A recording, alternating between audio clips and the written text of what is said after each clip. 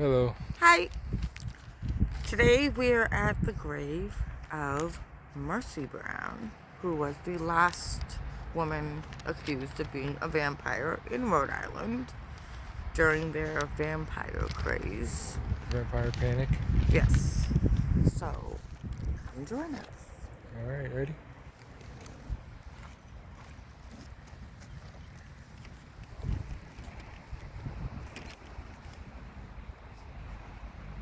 Alright, Mercy Brown. She was 19 years old when she died. She is the daughter of George and Mary Brown, and they all lived in Exeter, Rhode Island. George and Mary's family suffered a sequence of tuberculosis at the end of the 19th century, also known as consumption. The mother, Mary Eliza, died first, then followed by Mary Olive in 1884, who was the oldest daughter.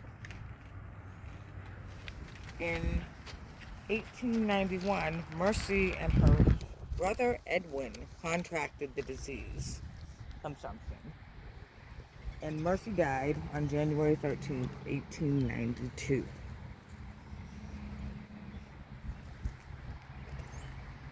Because of all the deaths that happened around the Brown family, the villagers got a little bit frightened.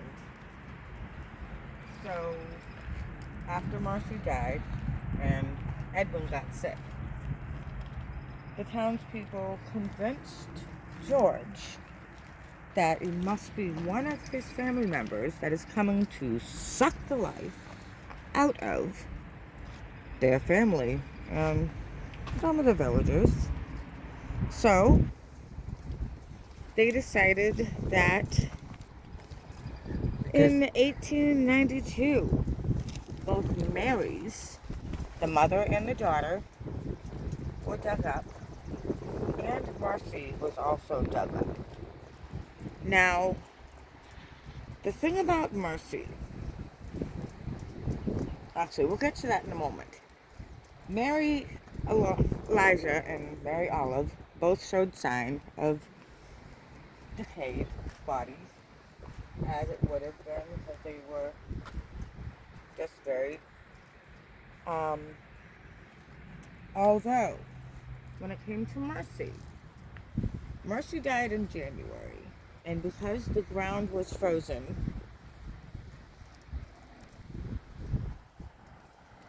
Mercy was actually couldn't be buried. So her body was actually stored in this mausoleum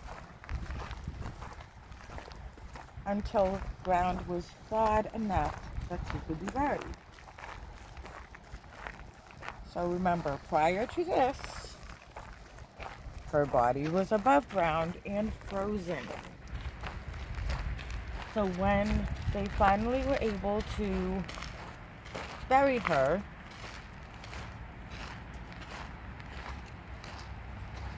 a few months later, that's when they decided to exhume both Marys and Mercy. Two Marys were decomposed. There's no way in Hades they could be vampires. But when they opened Mercy's grave, Mercy's body was fresh, no decomposition. Her nails and hair have grown, and she looked like she had, It appeared that her hair flesh and blood and her in her nails system. And basically, they thought she must be the one that is sucking the life source out of the family because she had no decomposition. So in order to save Edwin, they had to take Mary's body and with a knife and a rock close to it, they cut out her heart and her liver. and the heart was full of fresh blood. Remember, the body was frozen, so it was defrosting, so there would be fresh blood in it. After they were able to set the heart and the liver on fire, they mixed the ashes in with water to make a tonic for Edwin to drink.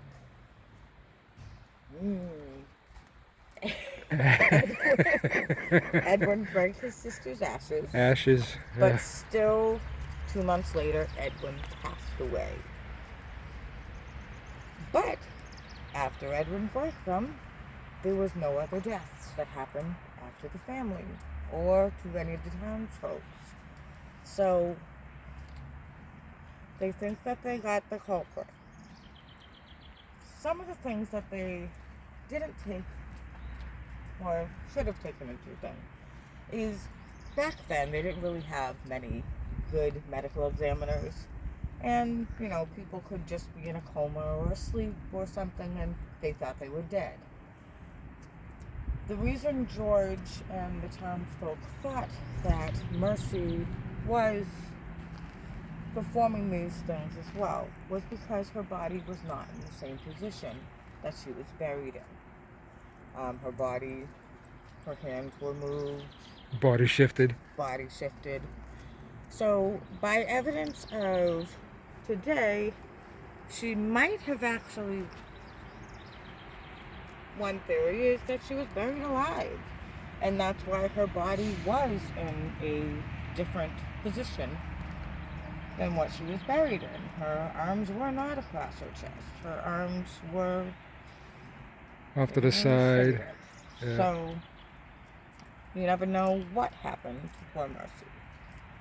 But knowing that she was desecrated in such a way, for the belief to be the last vampire.